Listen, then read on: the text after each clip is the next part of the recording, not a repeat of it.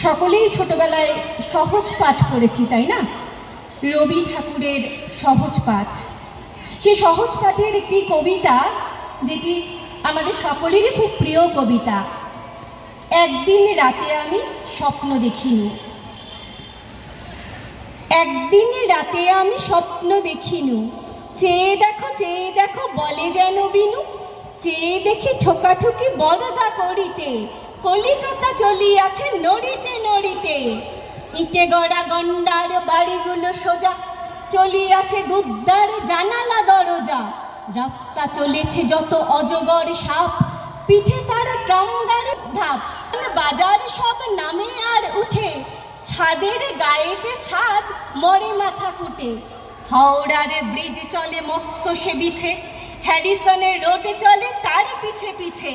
মনুমেন্টের দোল যেন খেপা হাতি, শূন্যে দুলায় সুর উঠিয়াছে মাটি। আমাদের স্কুলে ছোটে হন হন, অঙ্কের বই ছোটে ছোটে ব্যাকরণ। ম্যাপগুলো দেয়ালেতে করে ছটফট, পাখি যেন মারিতেছে পাখারে ঝাপট। ঘণ্টা কেবলই দোলে ঢং ঢং বাজে, যত কেন বেলা হোক তবু থামে না যে।